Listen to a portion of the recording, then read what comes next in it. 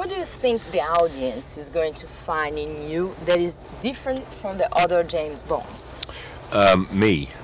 I think, yeah, I don't think there's an easy way to answer that, really. They're going to find me. But, you know, I'm very aware of what Bond is, and I'm going to stick very, closely to the rules, and there are some. Let me ask you this. It's important for Bond to have the perfect Bond girl, and especially because I'm coming from French television. What makes Eva Green the perfect Bond girl to your Bond? Well, I think what Eva brings is a mystery.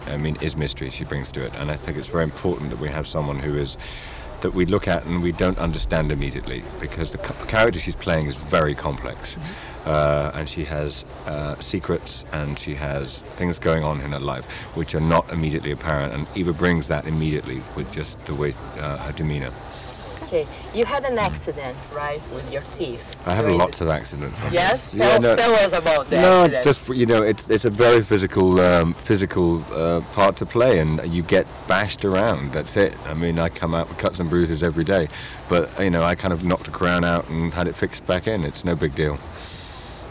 Tell me this, when you were a kid growing up in England, you must have enjoyed James Bond. God, yes. Tell me about your experience as a child with Bond, and how does that translate into today? He was a hero for you. I don't know. He was, as a movie icon. That's just, I remember going to see the Bond movies. It was a big event. And I don't know how it translates. I honestly don't know how it translates, because it seems so separate now. I seem to be in a different period of my life than I was then. It's an obvious thing to say, but and I'm in the movie business now and have been in the movie business for most of my adult life, and so I'm making this other movie. It just happens to be a Bond movie. Do you think you're the strongest, the best body, James Bond? I don't know. You can because all the women talk about your body. Well, that's very nice. I don't know. You don't know? I don't know. I can't answer that. Okay. Yeah. Now, there's been some, I'm sure you've heard this from the other journalists, some controversy about your casting. What is your experience? How did you become cast in this part, and what is your experience with this controversy and your reaction? Well, I screen tested. That was just sort of the way you get a job. And I've been talking with Barbara and Michael, the producers, about it maybe for quite a while, and I needed to see a script, and I did it the same way that you do. I try to do it as in the most normal way possible.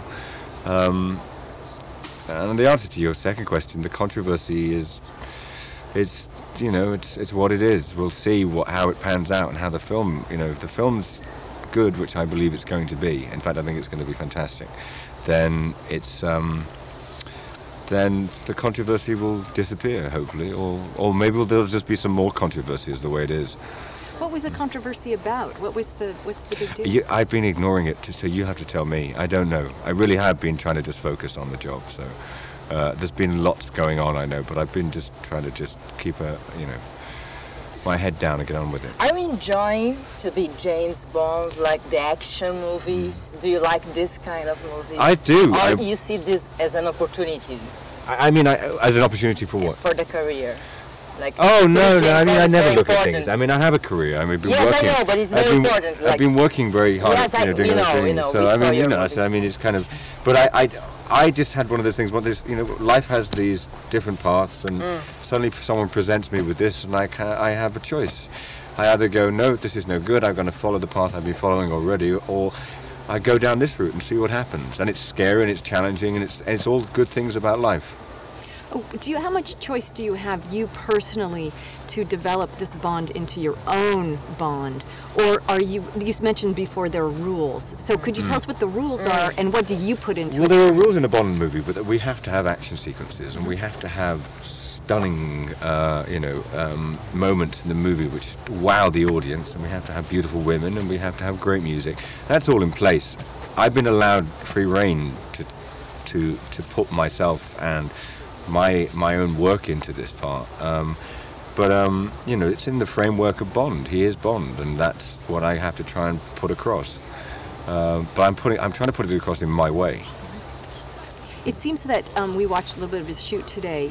That it's much more physical Bond, much more stunt. We've heard that you do a lot of your own stunts. I try to do as many as I can.